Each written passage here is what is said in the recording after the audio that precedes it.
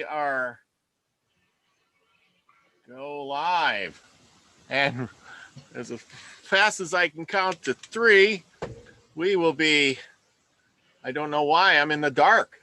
And welcome to another day in the Milky Way. And why is this not working? Man, we are having some technical problems here tonight. Okay. And I have no idea why this is not working. Oh, maybe it's because I got my camera set up. There we go. I bumped my camera on.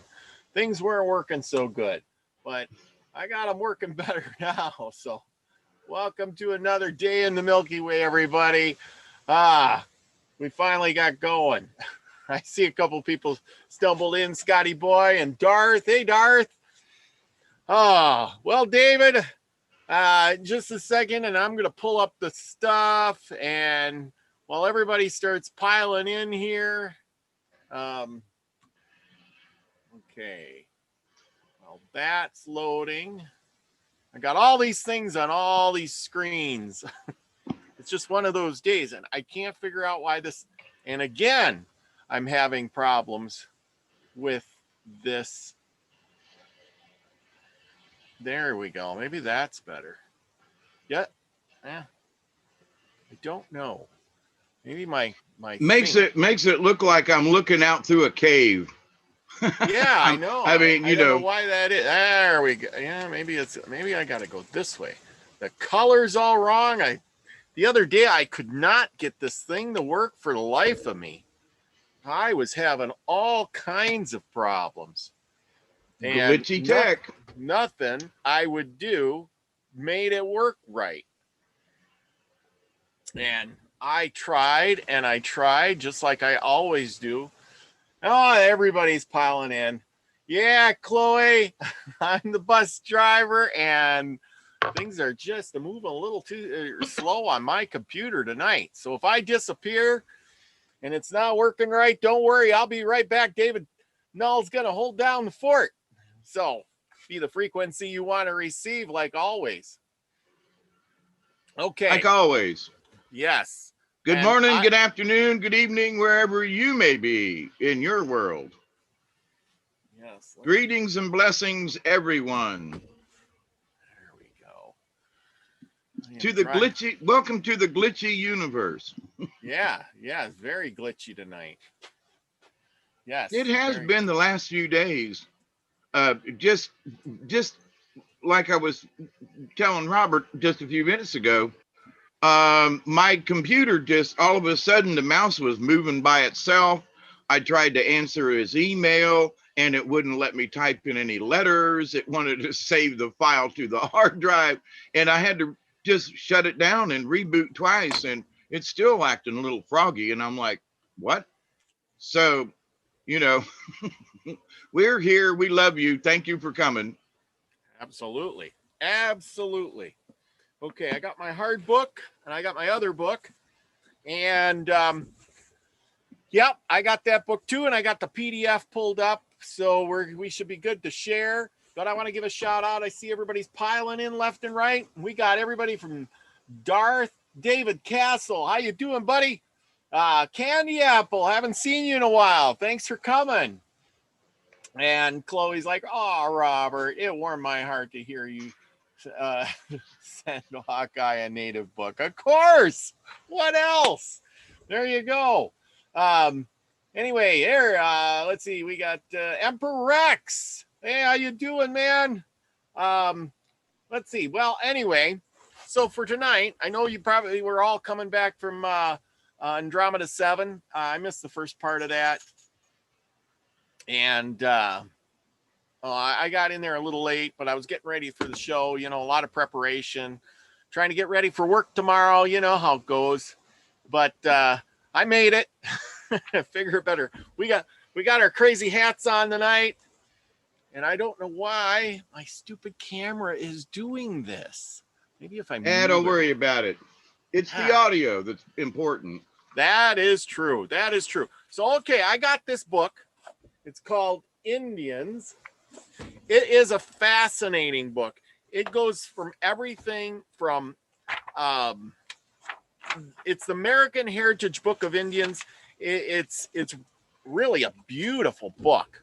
And if you can see all that, that's the inside cover because there's no dust cover, but it's got all this stuff. So I went through. In the beginning part, it talks about how the Indians came across the thing, and as a caveman kind of thing. You know what I mean. And then it goes into Columbus and Cortez and how they did horrible things to them and stuff like that. I'm going to skip over a bunch of that stuff because it just goes into the Aztecs and, long before we can comprehend a lot of that stuff. Okay, but David, this is going to pertain to you because you'll recognize some of this stuff as I read it off. And this part is called Towns of the East. It's just a few little paragraphs, and then there's a long paragraph and talks about the first meetings of these Indians. These are the North American ones, and then we can figure out stuff from there.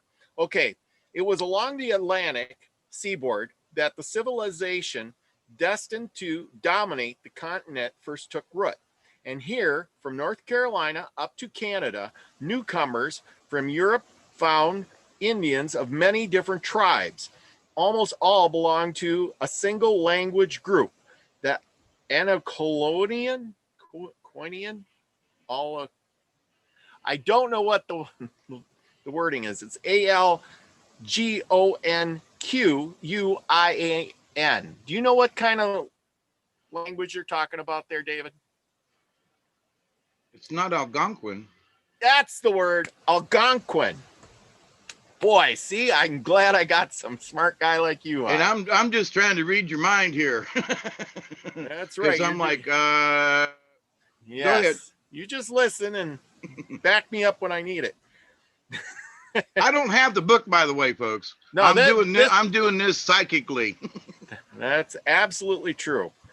The men bestowed their times in fishing and hunting and wars and such manlike exercises, wrote John Smith. The first red man he encountered in Virginia, the women and the children do the rest of the work. And this meant principally farming. Near the summer's fishing grounds at Trail's End of every autumn's deer hunt was the village. 100 or so doomed wigwams of bent saplings faced with brushel russes, cattails, or birch bark. And beyond lay cornfields slashed from the forest by men, tended through the summer's heat by women, and hoes of bone and wood. The developing Algonquin folkways were arrested by the white man's arrival, and too slow to adopt alliances capable of resistance, the unfortunate people themselves in time were virtually exterminated. Yeah, that sounds like fun. Okay, now this is some of the writings, or what they told about those people. So I'm going to read this part here. This was really interesting to me. It says the first families of the South, and it gives a picture. And then they're fishing and stuff. You got that? Yep. I don't know why, but on the YouTube thing, I only see your face. I don't know. Does everybody in the crowd see? Is the channel thing coming through? I'm gonna try this differently. I can't see it. The gallery view, speaker view. You came when you left. I was left on the screen. As somehow it didn't change back. No, I can only see half your head on the YouTube screen. Oh, David says I don't see them. Yeah, that's something wrong with the YouTube thing. Yeah. Huh. Nope. it shows you and then I put it in gallery view. If I go to speaker view, I don't know, there I am in speaker view, but it's coming up all wrong. Wow. There's some weirdness on the web. I don't know what it is, but man, it's like just glitching all kinds of stuff. Yeah. I know. I mean, I don't know what the deal is. Well, let's concentrate on the audio though. If the audio is 5x5. Yeah. Okay, let's try. Don't worry about the video. This is a radio program. Yeah, I know. I was just hoping that I could figure that out. Well, when you're reading, and I'll fiddle with stuff. Okay, we found these people gentle, loving, and faithful, lacking all guilt and trickery, wrote an English voyager on his 1584 encounter with the Indians of North Carolina coast. It was as if they lived in a golden age of their own. A year later, the English settled at Roanoke Island. Next to these guiltless, good neighbors, John White, a member of the band, left a record of his contact in watercolors reproduced in these pages. As governor of the second Roanoke colony, White is remembered as a man who returned from England in 1590 to find his granddaughter, Virginia Dare, vanished with the lost colony. North of Roanoke, at this time, a local chieftain of the Richmond area was carving a small domain out of the Virginia wilderness. He was Powhatan,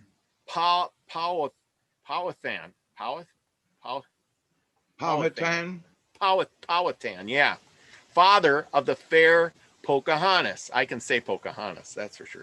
The English established the first permanent colony of Jamestown in 1607. Found him master of this region.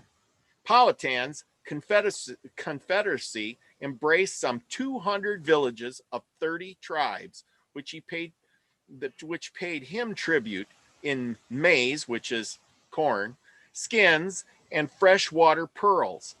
The oldest dominion covered all of Tidewater, Virginia, from the Potomac River south almost to Albemarle Sound. I don't even know. I'm really bad with these words. Albemarle, Albemarle, something like that. I don't know. You can't read my mind on that one. Nope. These people met the English with respect and friendliness, and were repaid with the back of the hand. Under Powhatan's successor, Opachanough rebellion sputtered for 22 years until 1644. The wasted Indians sued for peace and accepted reservation life. Can you imagine? They were already back in 1644, they were fighting and putting people on reservations already. How crazy is that? It just tells you something. Anyway, that was my bet.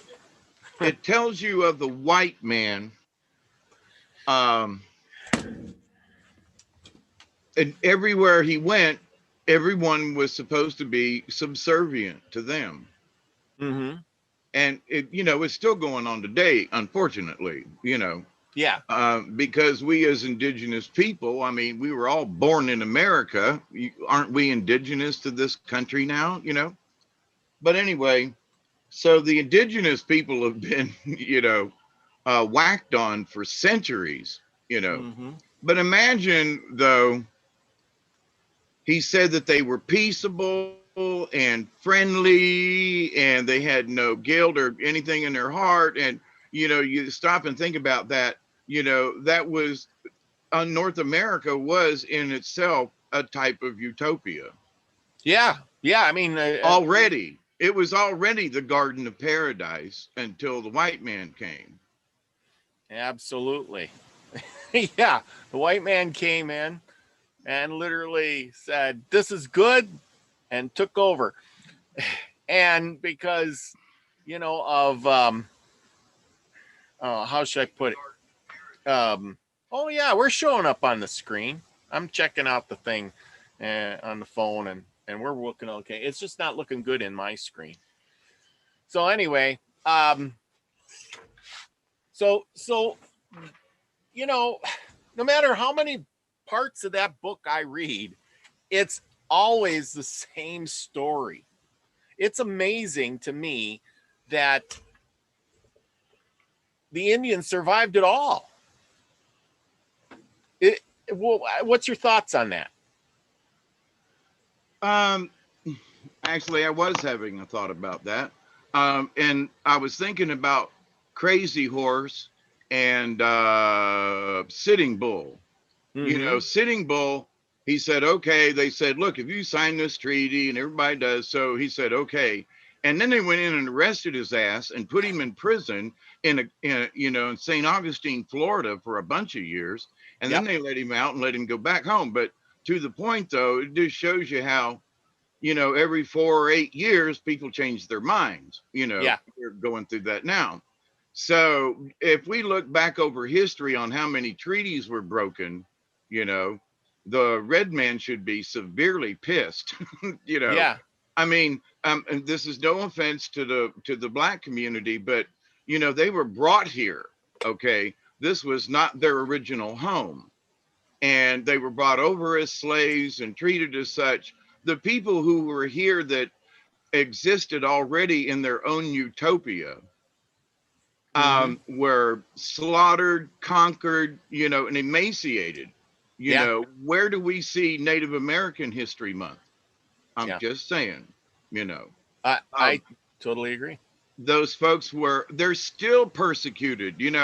When I was up in North Carolina several years ago, I was going to go to work for this man, and I'm glad I didn't, because his views were horrible. And he was like, it would take 3 Indians to equal 1 black man, in my opinion, is what he said. And I was like, what? And he said, and I wouldn't choose a black man if you paid me. And he was owned a big company there in East Flat Rock, North Carolina, and over in there. But anyway, he's probably dead now. But his philosophy, though, of how back then he treated Native Americans still, this wasn't 100 years ago. And no, he was prejudiced in 1990. You know what I mean? And when I was out west for that short period, but I've had a lot of, I've been in a lot of powwows with folks from out there at Pine Ridge and, from the Lakota Nation, and folks out even further west than that, and some places up in Canada, and have had wonderful conversations with these people over dinner. And you go out and sit around the fire and have conversation, and you listen to stories from all these different tribes and their heritage and how it fits in with the rest of the Native community. Because of all the communities, I would say, there are 500 nations, right, is the idea. But there's more bickering that goes on within the Native American community, and it's horrible. But each has their own tradition.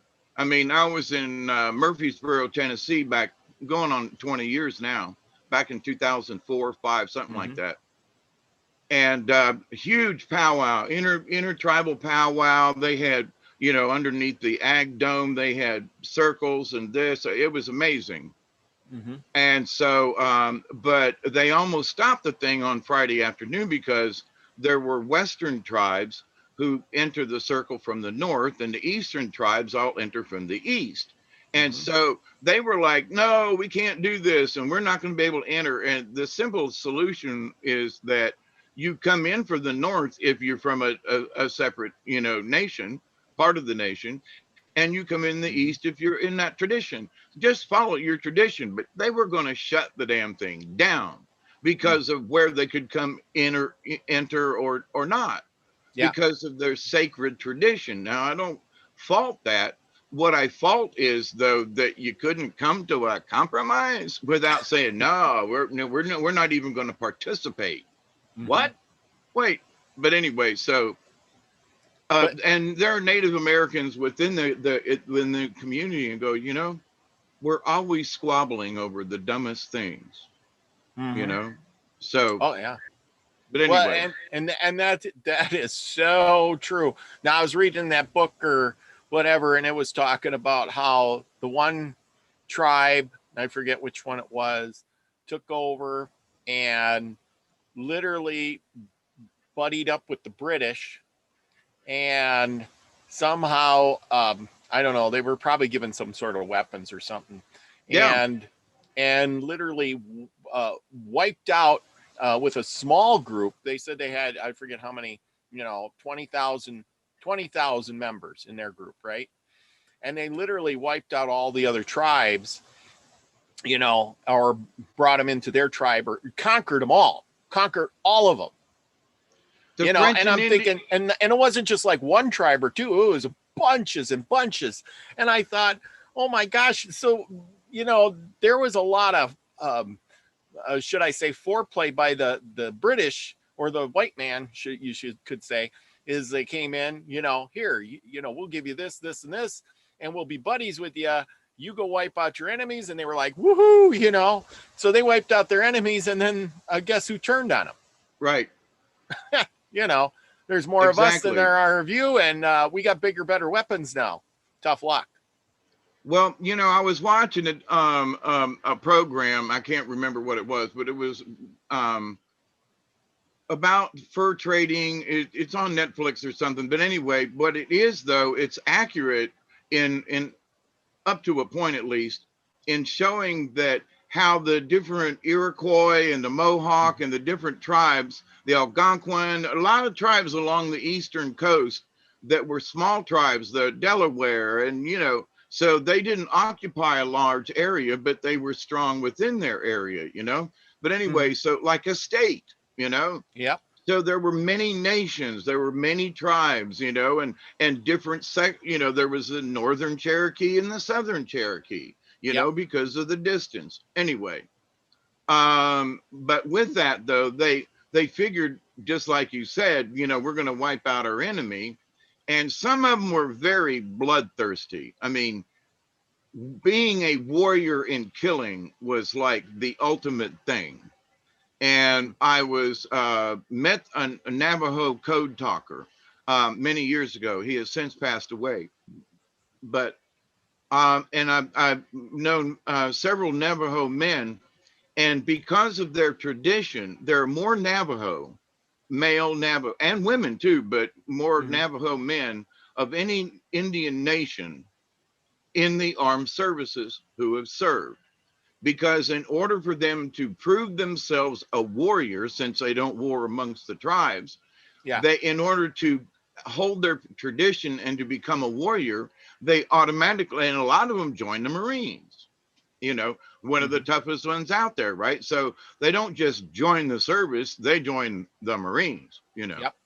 But so with that said, there is a story told by a Lakota man who we were at the same powwows, and he gave these lectures, and he said, we used to steal horses and now we steal cars.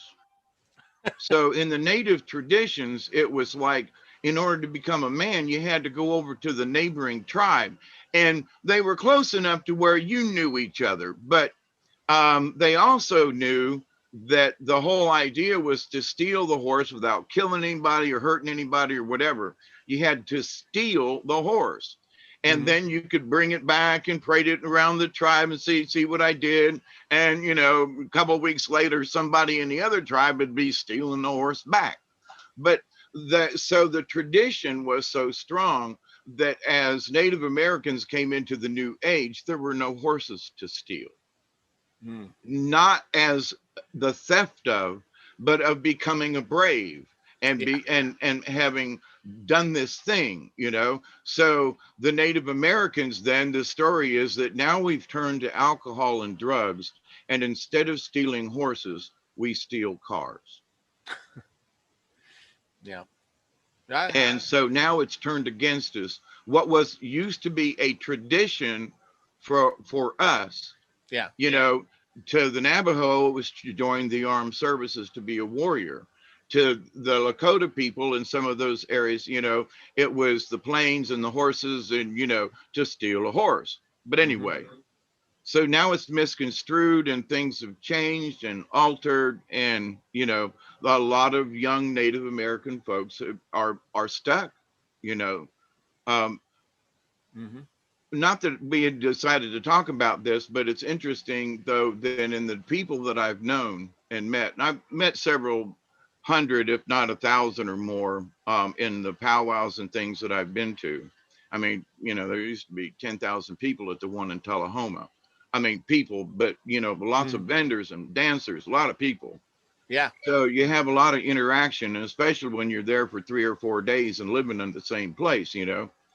Um, but having said that, though, the different nations are now trying their best to get along as a one nation peoples, Mm-hmm. but recognizing I'm Cherokee of Yep. the one nation peoples.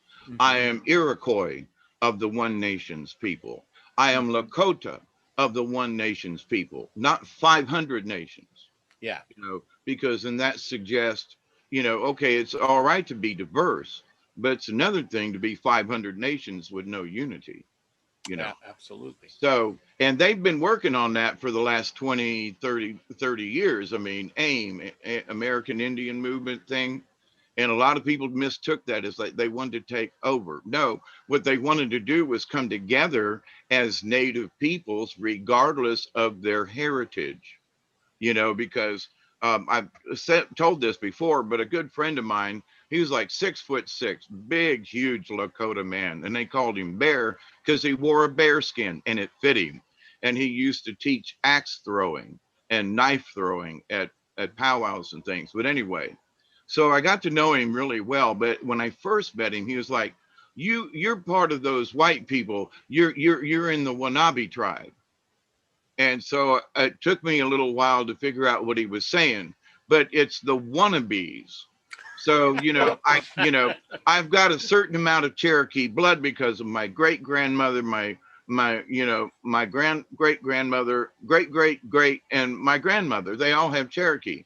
So I'm not lying about this. I'm not trying to join a club, but I am trying to understand my heritage. And they won't let you in. Mm-hmm. If you're not a card carrying Indian, you don't get in, you know, unless you know somebody or something like this. So he was telling me, he goes, well, I'm a half blood and my son and blah blah blah, and but when his son turned 16 a couple of years later, he said, they won't let my son onto the reservation now. Yeah. And I said, why? He said, because he's not half, he's a quarter, and Yeah. you can't be a member because he has now reached of age. He's no longer into council meetings or anything. He goes, he can come with me to the store or certain events on the reservation, but as Mm-hmm. far as being part of the tribe, nope, he is forever banished. And he goes, now for 16 years he was a blood brother and everything was cool, and then when he got to 16 years of age, and then they pulled the race card on him and Mm-hmm. tossed him out of the tribe, so to speak.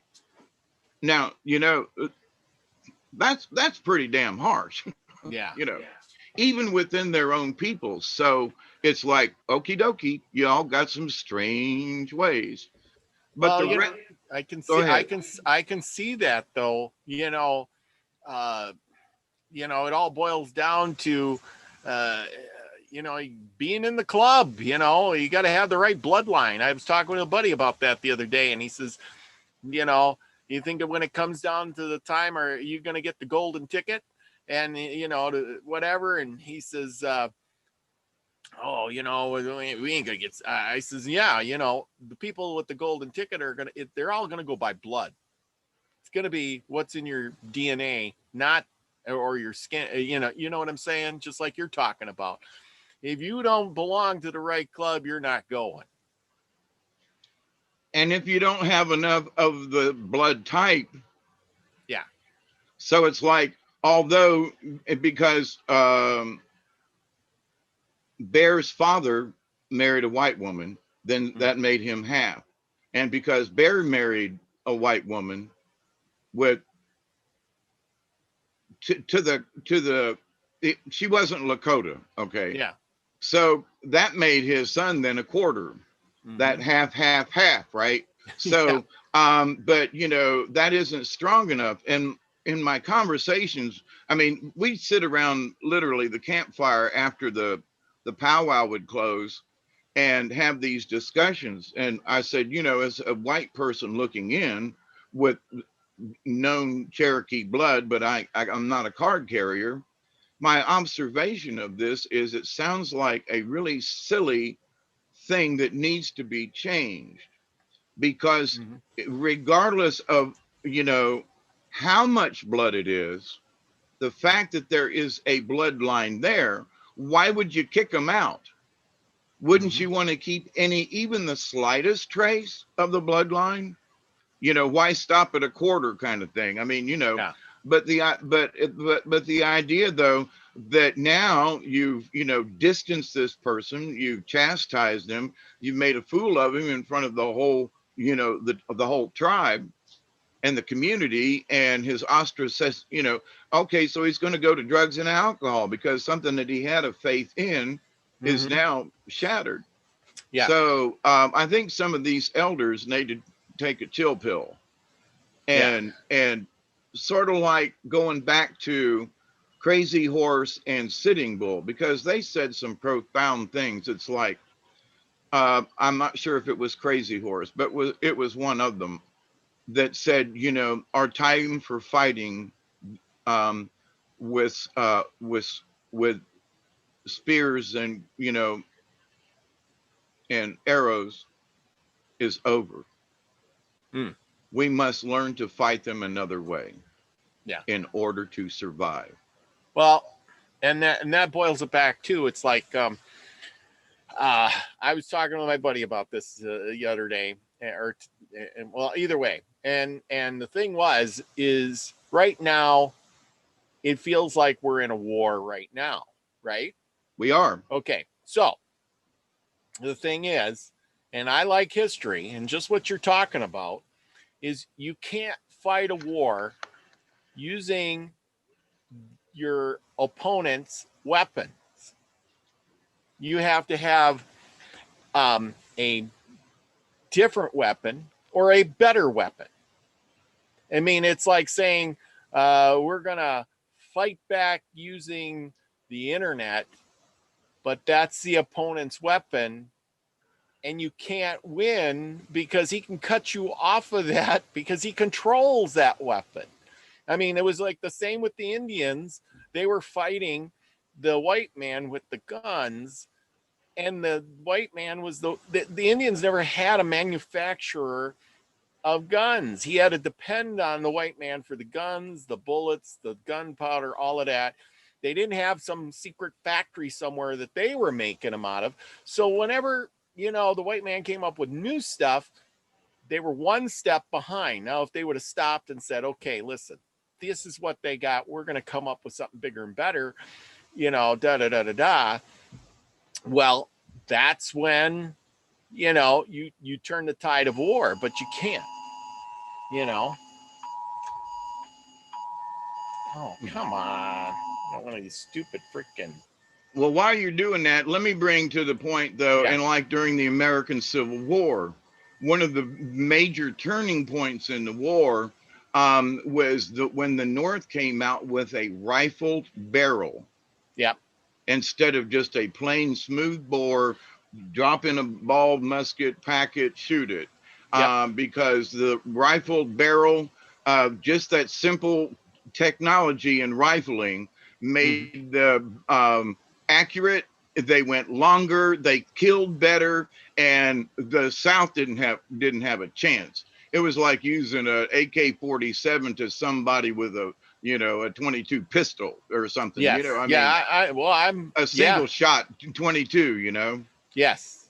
Oh, totally. You know, that was the turning point, because they develop the bigger, better weapons. You know, you got some Exactly. guy That's trying my to point. load his weapon and do this and then get out the thing. And then he, you know, he shoots once and the other guy does puts the bullet in and bang, you know, and it's like, wow, which one's faster? You know, the other guy is doing, you know, It wasn't so much how fast, it was the accuracy, because I yeah. was watching this show about, you know, old weapons and so forth, right? And they Mm-hmm. took an old muzzle loader, like a Yep. Kentucky long rifle, and at so many paces, your chances of hitting the target were really slim. Yes. So Daniel Boone was a master with his gun, you know what I mean? Yes. Yes. Literally. But the distance was what changed. So the rifled barrel gave the, you know, while the Southerners had to get really close to even maybe wing somebody, while they were getting set up, the North were shooting them down because they had longer distance and better accuracy. So, you know, they were like, what the hell's going on? I'm still loading my gun and these guys are hitting me. They shouldn't be able to hit me. We got to get a little closer. But their bullets were going farther. Yeah. So that changed things, you know? Yeah. There's all kinds of, like I said, you know, by time things caught up, always, even with the Romans, the Greeks, you know, I've studied those. This was a simple one. There was I'm pretty sure it was the Romans and the Greeks, or it was the Greeks and the Spartans, or somebody in there. Anyway, it was back in the day. And the tide of war changed because of the spear. One group had a spear that was 8 foot. And then the other group said, well, we're going to make a spear that's 10 foot. And because they had that extra, you know, extra foot or so, they won the war because they hit their enemy before the other enemy hit them, you know, and the whole tide of war was changed because of a foot. I was watching a similar program and they were talking about how the Romans defeated England. And because England had these long broadswords along with the Vikings, and the Romans had learned through the Spartans and so forth, that they could hold a shield and a shorter sword, so that you had to come in close so they could deflect a lot of blows with a longer sword. And while somebody was doing a longer sword, they'd just jab in there with their shorter sword. And they showed how they could do the little clumpy thing with all of their shields and become a turtle and just go in and just jab people as they went. And the other guys didn't have a chance. So it was like, and so you say, well, the Vikings and the English, you know, there were some really nasty barbarians. So how did these guys come all the way from Rome and whoop their ass? It was because they had a different type of sword. It wasn't that it was longer, but it was better in close combat. And they couldn't deal with that because they were used to running through the fields and slashing at each other. And here come the Romans with a battle plan. And they got their ass whooped, you know. Yep. Scotty Boy says that'd be 2 feet, Robert. Yes, 2 feet. Well, either way, you have to look it up, but I know it was like a foot or 2 foot, whatever. I know it was all because of the different lengths of spears. So yep, absolutely. And they were talking. I was watching one of these primordial, you know, and they were talking about the differences in bow types and arrows, and the different types of points that they made. And that there was this simple type of tip that it might have been I can't remember who made them, but anyway, they made them by the gabillions. I mean, they literally had people just hammering these things out all the time, but they could fit onto a shaft. And they didn't care if they could pull out the arrow, they could put another point on it. So interchangeable points have been around for thousands of years. But anyway, we were talking about the white man, and so there's an interesting story. It's a little long, but it's how men and women got together. I find it fascinating, and I'll tell what page it is. Okay, you tell me what page. I'm gonna. But I'm not going to read this one, but it's on page 41, and it's a very interesting read of how men and women got together. So, but the story I thought interesting, and I picked this before we started having this conversation, okay? And it's on page 46. It's the story right after the how man and women got together. And it's called The Well-Baked Man. And I'm just going to read this as you're getting stuff set up. Which story are we going with, the 41 or 46? We're going to go with 46, but if anybody's got this PDF, they should read 41. It's a little long and we're a little late in getting on and stuff. So I was going to keep it with some shorter stories. Oh, you go ahead. Oh, I'm going to page 46 right now. Right. Okay. So at the top it says, the creation of the white man is depicted here, as in many other tales, as one of the creator's slight mistakes. Okay. Now, this story dates back to the 1800s, 1880s. Yep. So this is not like a new idea, you know. And one could say, as we were talking, as one of creator's slight mistakes.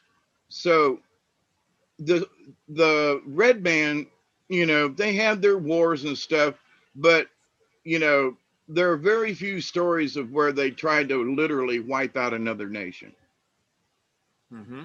I mean, yes, it happened, and yes, they did it, but on a grand scale, there wasn't this huge movement to conquer North America. You know what I mean? They may have conquered their area, taken over another tribe, and absorbed them. But here's the thing: Native Americans did absorb other tribes. So they're already intermixed in their marriage, duh, but because they have absorbed different tribes. So that, you know, for the Lakota to complain about a 16-year-old that is somehow, you know, not part of the tribe anymore, if you go back a couple of generations, if they had taken over another tribe or whatever, then they would have already been intermixed with a southern tribe or a northern tribe or whatever, because, right? That's what they did. They didn't kill everybody. They absorbed them. They said, okay, there's more of us than you. And they went, okay, all right. And in some instances, a tribe was a tribe. And, you know, in many depictions, you know, the women were kept separate from the other women, but they were given the really worst of jobs like a slave would be. But after so many years, if the slave acted right, and that they actually adopted them officially into the tribe. So it was like an approval period, you know, before we allow you to come in. But so anyway, this is the story on page 46.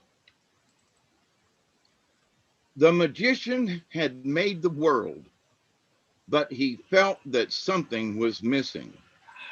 What could it be? He thought. What could be missing? Then it came to him that what he wanted on this earth was some beings like himself, not just animals. How will I make them? He thought. First, he built himself a horno, an oven, and then he took some clay and formed it into a shape like himself. Now, Coyote was hanging around the way he usually does, and when Magician, who was the man maker, was off gathering firewood, Coyote quickly changed the shape of that clay image. Man maker built a fire inside the oven and then put the image in without looking at it very closely. After a while, Magician said, well, it must be ready now. He took the image and breathed upon it, whereupon it came to life. Why don't you stand up? Said Man Maker. What's wrong with you? The creator barked and wagged its tail. Oh, wait a minute.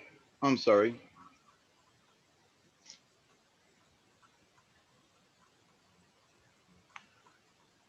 I don't know. I lost you on the thing, but I was having a little technical difficulty, but you just keep right on reading. I lost my place and I got different glasses on. What's wrong with you? The creature barked and wagged its tail. Oh my, Coyote has tricked me, he said. Coyote changed my being into an animal like himself. Coyote said, well, what's wrong with that? Why can't I have a pretty creature that pleases me? Oh my, well, all right, but don't interfere again. That's why we have the dog. It was Coyote's doing. So Manmaker tried again. They should be companions to each other, he thought. I shouldn't make just one. He shaped some humans who were rather like himself and identical with each other in every part. What's wrong here?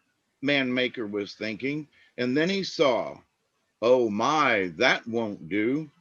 How can they increase? So he pulled a little between the legs of one image, saying, that's much better. With his fingernail, he made a crack in the other image.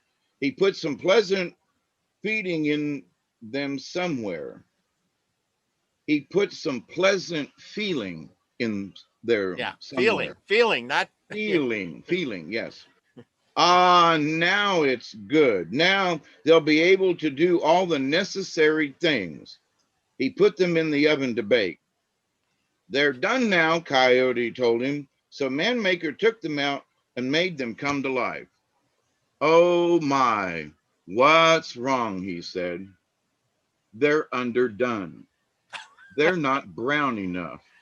They don't belong here. They belong across the water someplace.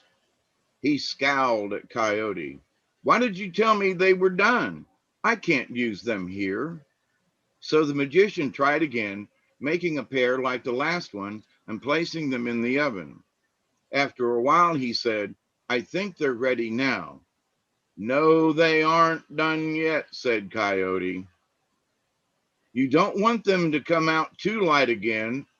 Leave them in a little bit longer. Well, all right, replied the Manmaker, and they waited.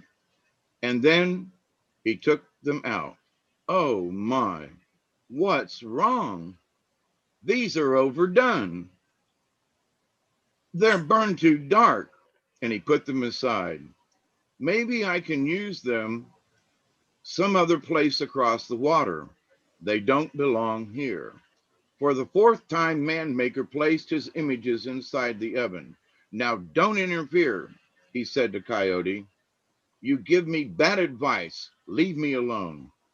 This time the magician did not listen to Coyote, but took them out when he himself thought they were done.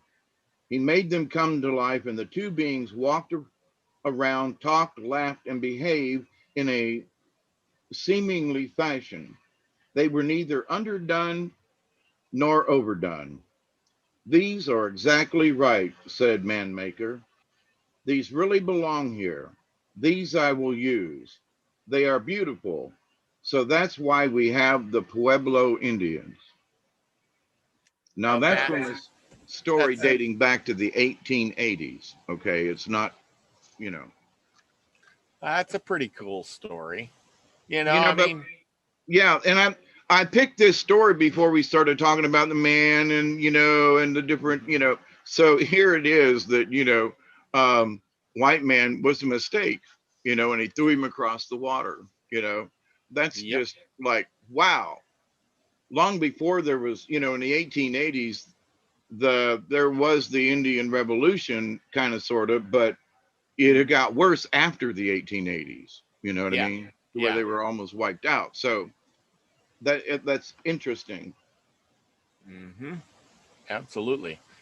Where are we going next? Um, how are we doing on time? Now you can do another one at least. The next one is the White Buffalo Woman, but it's a little long. I would just suggest, folks, if White Buffalo Woman had a lot of magic. So um, I'm going to skip way ahead to page 127. Okay. Now, this is under part 3, the eye of the Great Spirit.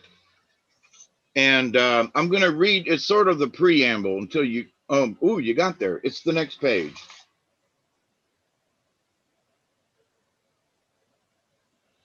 I thought this was interesting with all the celestial things that are going on, that we kind of sort of get a little idea, an overview of what Native Americans thought of the sun, the moon, the planets, and so forth, right?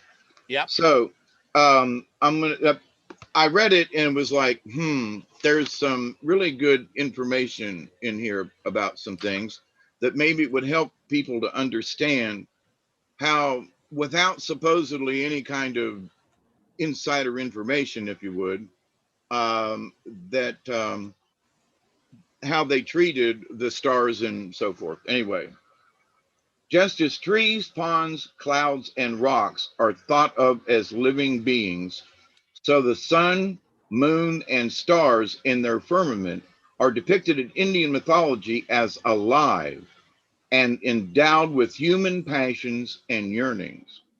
The sun, the father of light, who begets all living things upon Mother Earth, the illuminator of primordial darkness, is life giver as well as destroyer.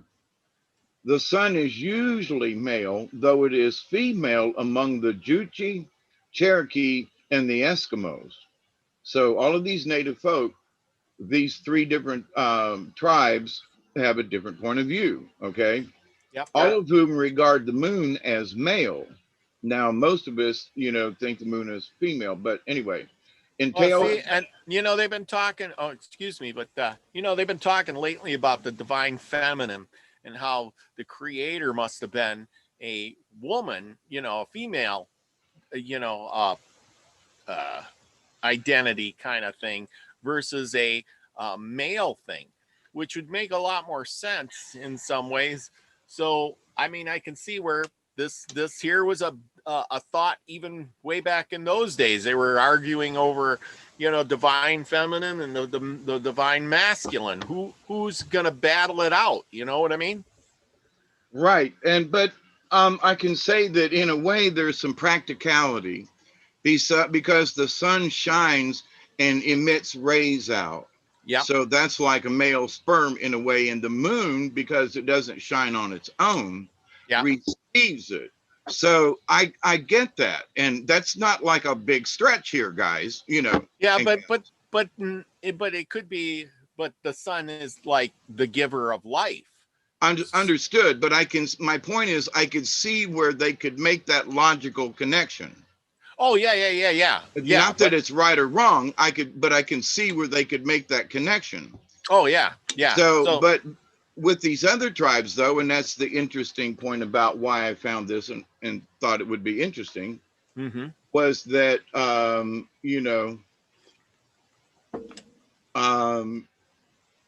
in the tales of many tribes, the sun makes love to mortal women, sometimes marries and has offspring by them. So that's in the Cherokee, Eskimo, and the Juchi. Yep. The great shining orb is the ultimate fertilizing agent in the universe. Usually the embodiment of the male principle, though not necessarily the God at the center of religion. There may be other chief deities or supernatural phenomena and spirits which represent different powers.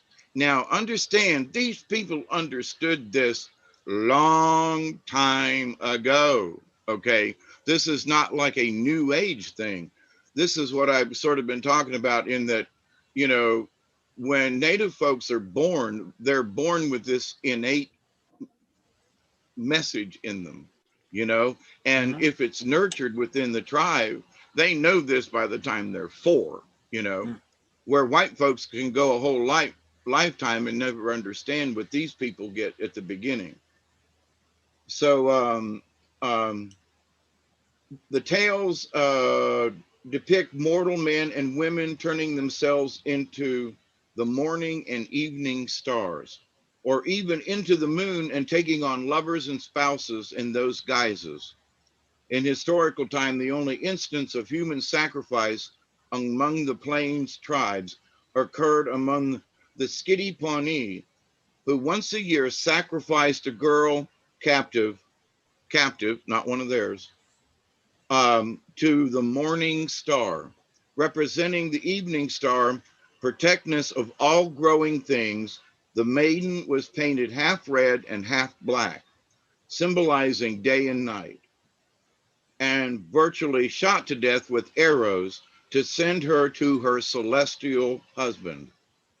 Very old people among the Sioux tell the story of ancestors who participating in a ghost dance in the 1890 fell down in a trance, and in that state of unconsciousness traveled to the morning or the evening star, waking up with star flesh or moon flesh in their clenched fist.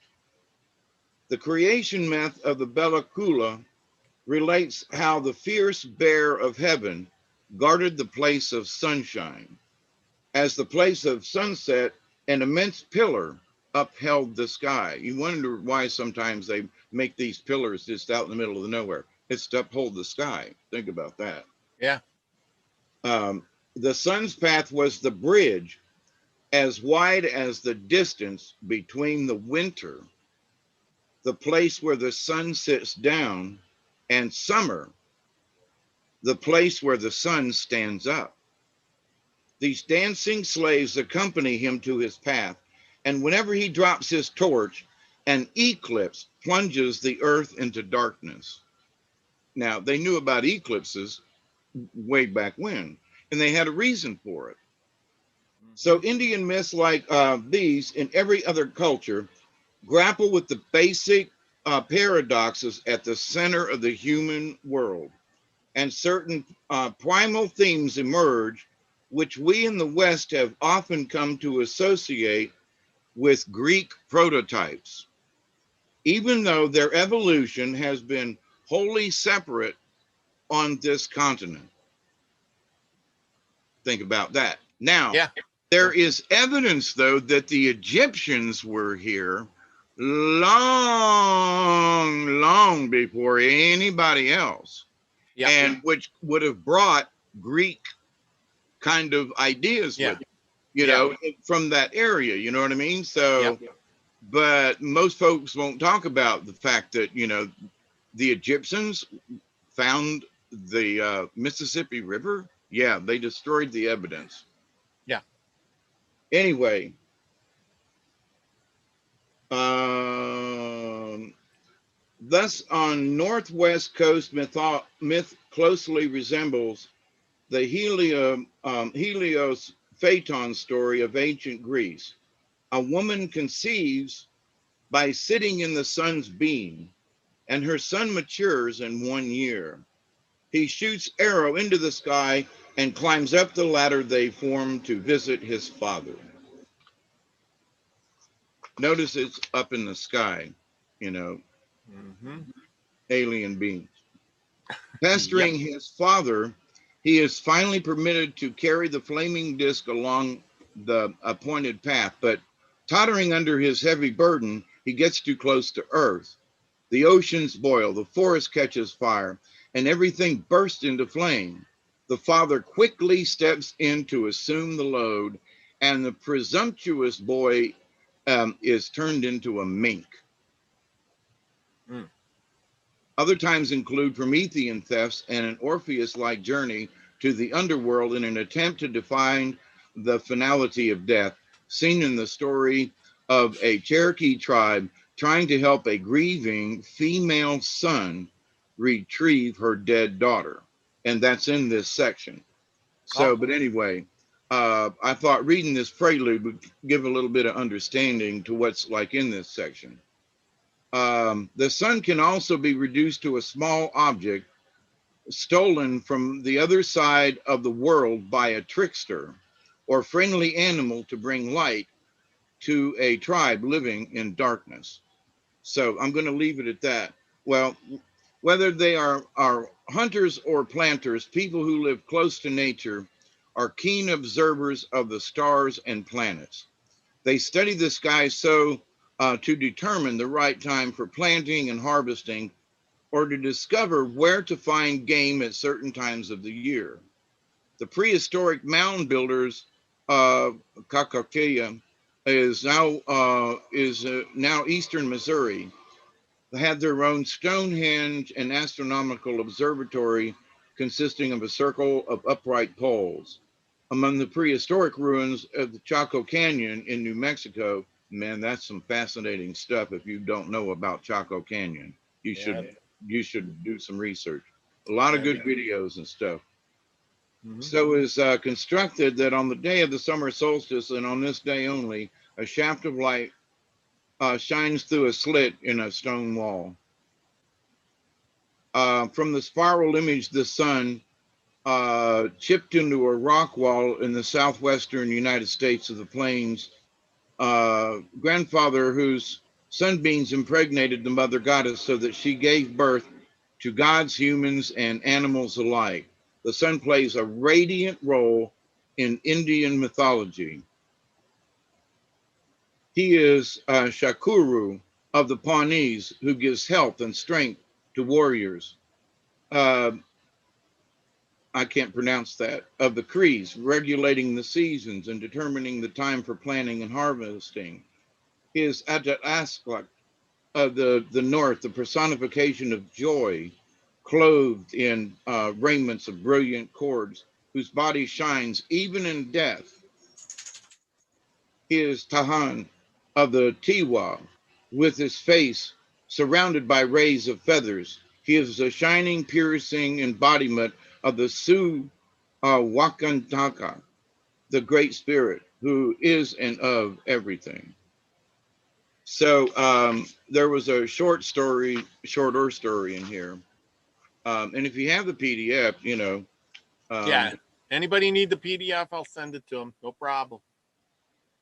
So just email me. The description, the emails in the description below. and in case your web goes down, you could also buy the book. And thank you, Robert, ever so greatly for this book. Yeah, no problem. No problem. But I'm going to go skip ahead to page 140 because it's a short story, and we can. Yeah, I'll be about the last one for tonight then. Yeah. Yeah, because And it's Coyote Steals the Sun and the Moon. So kind of what we've been talking about. I kind of felt like this one would, help give a, some traditional insight because of the story. Now this is a Zuni story. Zuni. And let's see, it usually says how old it is. Based on a story reprinted in 1935. So there were people who were gathering stories back in the day, white people, thank God, who were writing things down and traditions to, for posterity. Coyote steals the sun and the moon. Coyote is a bad hunter who never kills anything. Once he watched Eagle hunting rabbits, catching one after another, more rabbits than he could eat. Coyote thought, I'm going to team up with Eagle so I can have enough meat. Coyote is always up to something. Friend, Coyote said to Eagle, we should hunt together. Two can catch more than one. Why not? Eagle said, and so they began to hunt in partnership. Eagle caught many rabbits, but all Coyote caught was some little bugs. At this time, the world was still dark. The sun and moon had not yet been put in the sky. Friend, Coyote said to Eagle, no wonder I can't catch anything. I can't see. Do you know where we can get some light? Now, let me stop right there about something. They were created in darkness. Think about this, but yet they could hunt. There were rabbits, there were things, right? Yep. So how could the planet exist with all these creatures without any light? Well, there is the light of the planet. So there were things that are in these stories that if you really kind of understand the cosmic value of things, you know, it isn't necessarily everything is sunlight. It's planetary light and energy that creates light on, but it wouldn't be bright. But anyway, You know, I hate here. I want to interrupt you for a second. go Now, I ahead. know we read some other stories, and some of the other stories were talking about the same thing. How the Earth, I mean, there was been a bunch of them where the Earth is in darkness, and then they brought the light to the, you know, and they lived in the dark. They were born in the dark. Everything was in the dark, and this is just another one of those stories where it says everything was dark and we couldn't see, so we went and got some light, you know. And Or they again, or they couldn't see well enough. yes, they couldn't see well enough. Eagle was catching stuff, but you know, the complaint was, friend, no wonder I can't catch anything. I can't see. Yeah. Do you know where we can get some light? You're right, friend. There should be some light, Eagle said. I think there's a little towards the west. Let's try to find it. And so they went looking for the sun and the moon. They came to a big river, which Eagle flew over. Coyote swam and swallowed so much water that he almost drowned. He crawled out with his fur full of mud, and Eagle said, why don't you fly like me? Well, you have wings. I just have hair, said Coyote. I can't fly without feathers. And at last they came to a pueblo where the cachinas happened to be dancing. The people invited Eagle and Coyote to sit down and have something to eat while they watched the sacred dances. Seeing the power of the cachinas, Eagle said, I believe these are the people who have light. Coyote, who'd been looking all around, pointed out two boxes, one large and one small, that the people opened whenever they wanted light. Interesting, right? Yeah. To produce a lot of light, they opened the lid of the big box, which contained the sun. For less light, they opened the small box, which held the moon. Coyote nudged Eagle. Friend, did you see that?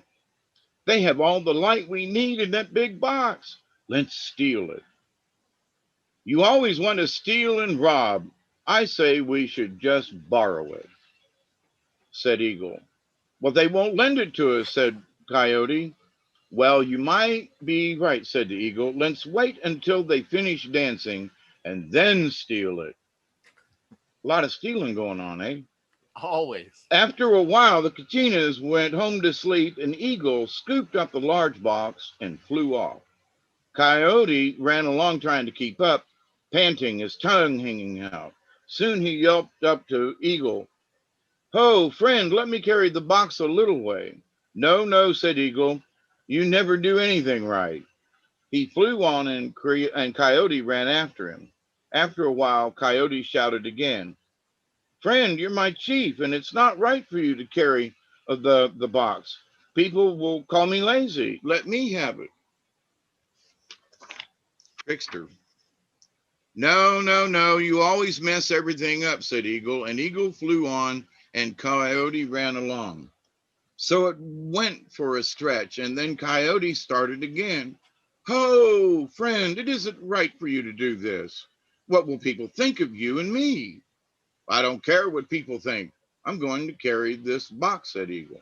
Again, Eagle flew on, and again, Coyote ran after him. Finally, Coyote begged for the fourth time. Let me carry it. You're the chief, and I'm just Coyote. Let me carry it. Eagle couldn't stand any more pestering. Also, Coyote had asked him 4 times, and if someone asks you 4 times, you better give him what he wants. And I've not heard that, but anyway, I think I have. It's an old memory. Eagle said, since you won't let up on me, go ahead and carry the box for a while, but promise not to open it. Oh, sure. Oh, yeah, I promise. And they went on as before, but now Coyote had the box. Soon Eagle was far ahead, and Coyote lagged behind a hill where Eagle couldn't see him. I wonder what the light looks like inside there, he said to himself. Why shouldn't I take a peek? Probably there's something extra in the box, something good that Eagle wants to keep to himself. There's always, you know, people don't trust other people, right? Anyway. Absolutely. And Coyote opened the lid. Now, not only was the sun inside, but the moon also. Eagle had put them together, thinking that it would be easier to carry one box than two. As soon as Coyote opened the lid, the moon escaped, flying high into the sky. All at once, all the planets shriveled up and turned brown. Just as quickly, all the leaves fell off the trees, and it was winter. Trying to catch the moon and put it back into the box, Coyote ran in pursuit as it skipped away from him. Meanwhile, the sun flew out and rose into the sky.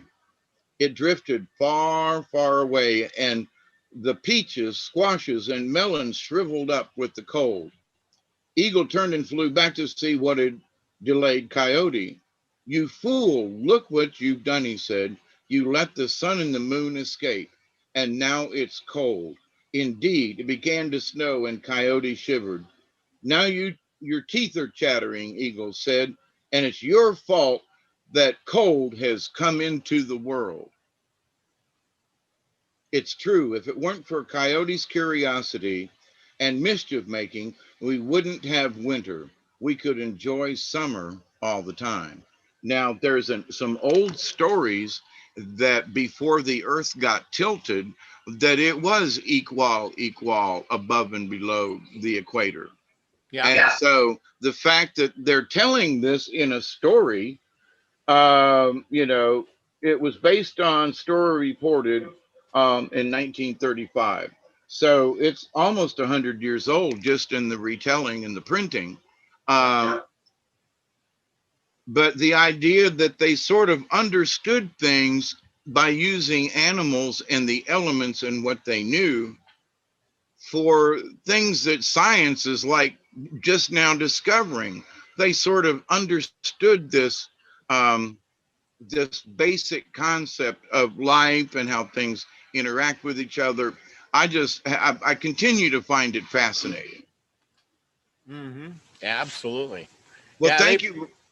Thank you, Robert. I hope we haven't bored too many of you. It's been an interesting discussion, and I hope to do it again. I have, you know, other information. I've got lots of books on Native Americans, but as we try to understand today, you know, a lot of folks are looking into their past to find out, you know, but they're looking to the Egyptians and they're looking to these people. Well, there are a lot of us just here in America that do have a Native American blood in us. And instead of trying to look over to Egypt, why don't we look in our own backyard as to what our history is and was, and the truth that now they're told through stories that are a little obscure, but when you understand that they understood that the sun gives life, whether it's male or female, they understood its value. They didn't worship the sun like people. No, they were all offering and giving honor and respect, and you know. Absolutely. Yeah. Well, we learn a lot from all of this. I mean, like I said, I got this whole book, and then you got that other book, and I got this book, and I'm going to go through some of this. And this isn't the only book I got, but it's kind of cool. And I'm still going to try to look for another a Native American guy or somebody or woman or whatever to come on the show with us one of these days, and we'll have another good discussion. But I got to find somebody who wants to come on. But you know, this is a kind of an interesting thing. Like you said, you know, this stuff is in our own backyard and we ignore it a lot of times, and we just put it this way, we knock it down, we dig it up, we pave over the top of it, and then we make some new history and we forget about it. Right. I mean, for example, you know, there are people who want to go over to see, you know, the pyramids in Egypt. I'd like to go too, but yeah. At the same point, though, you know, have they been to Serpent Mound in Ohio? Yeah. You know, I mean, you know, you think, well, that was a big thing. Well, Native American peoples didn't build huge monuments. They just No. didn't see it wasn't necessary in their world. Yeah. Okay. They were like, no, because their contract with Mother Earth is to leave no trace behind, you know. Hmm. So they built things out of sticks and hides and stuff, and so that could be recycled, but also rebuilt. But anyway, so Yeah. but when they left a mark as such as the Serpent Mound in Ohio, and there are other places, but Georgia has several mounds up around Hmm. Macon and over on the Alabama coast that I've been to several times. So, but in that, you think these people had woven baskets and built this 75-foot high, huge mound of dirt. Holy crap. Yep. So and why and what for and all that kind of thing. But the idea though that is like, why, if you want to have a little bit of understanding, go to some of these places and just sit and meditate and just allow what's there to come into you, and Mm. you'd be surprised. Well, when they built that stuff, they knew those were connections or powerful places, like using a divining rod, and you can tell where the ley lines are and things like that. They didn't just pick like nowadays when we pick a place, what do? We just pick a place and say, oh, that looks good over there. I want to put it right under that big tree to the left. Now I'm going to build a house there. I'm going to build my whatever. Back then, like you said, they found a place where the earth was emanating energy of some sort, and there was a connection to other things. Whatever it was. Yes. Yes. Whatever Because it was. And I mean, when I think about the Serpent Mound, it's like if I could ever get back to Ohio where some of my family is, that's one of the places I want to go to.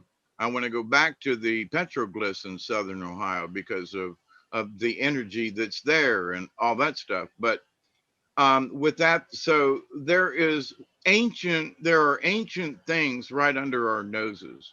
I've been in places in North Georgia and Western North Carolina and up in there a lot.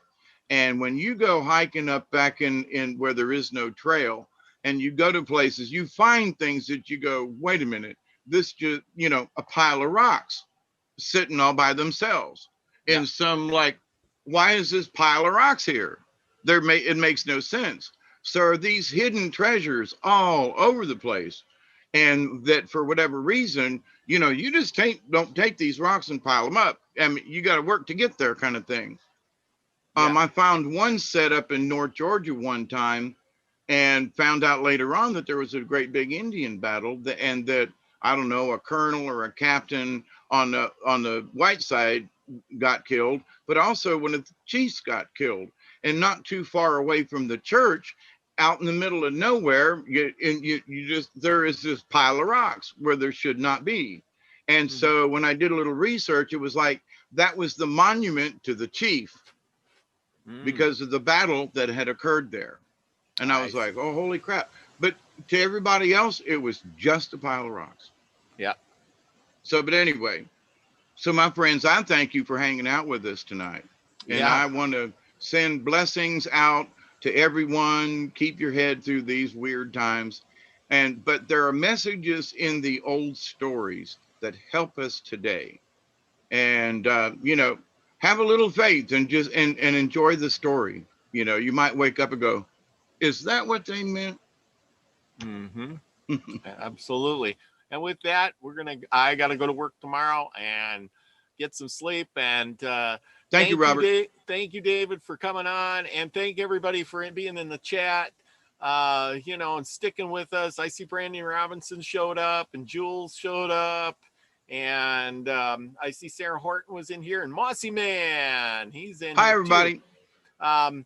So anyway, y'all have a good day. We got some cold weather coming through and heading across the United States here. And it seems like everybody's going to get some cold and snow. So buckle down, put something warm on, and have a good one.